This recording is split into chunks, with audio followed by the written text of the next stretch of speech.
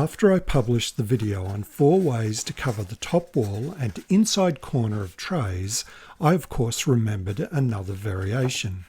This is a variation of method 2 from the other video, so I've called it 2.5.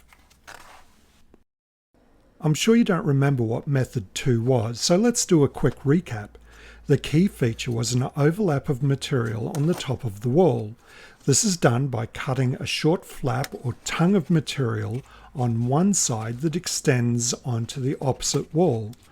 This then gets covered by the material from the other side, which is cut at a diagonal in the usual manner. The con of this method is there's no overlap on the inside corner of the walls. There were some useful sounding suggestions in the comments for the original video, but I did struggle to understand them. Textual descriptions of these very visual processes are difficult to do. This is why I make videos rather than writing a book. If your suggestion matches what I do in this video, you've won a gold star.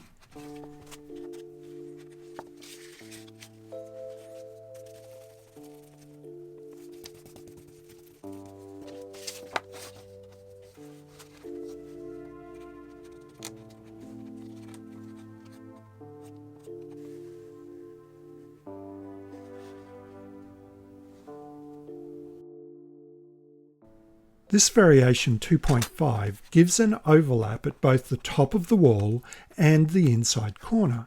Instead of having a flap that extends onto the top of the opposite wall, a small cut allows a square of material to sit in the corner while the remaining material can extend onto the opposite wall on the inside.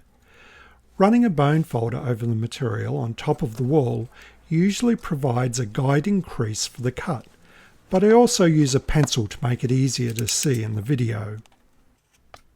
Some people commented on the last video that they didn't like the look of the overlaps. I use raking light to make them more visible in the video. In real life, under normal lighting conditions, they're hardly noticeable. Unless you look for them, you wouldn't notice them at all. Like all things in box making, you do need to plan the construction, and if these could produce a slight wear surface, you can swap which side the overlap is on. One of the clever people from the Nordic Bookbinders Society told me they trimmed the underlying piece to produce a minimal overlap. Before you write this method off because you don't like the look of the overlap, remember this overlap will ensure you won't see the underlying board and that no gaps in the covering material will appear in the future. Maybe making some test trays using the different techniques would be a useful decision-making tool for your box designing in the future.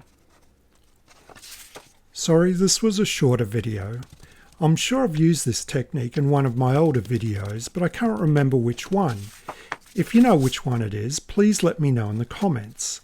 I wish I'd kept better notes when I was younger, then I'd know who originally showed me this. When you're under 40, you remember everything. Once the whistle goes for the 4th quarter, you struggle to even remember what game you're playing.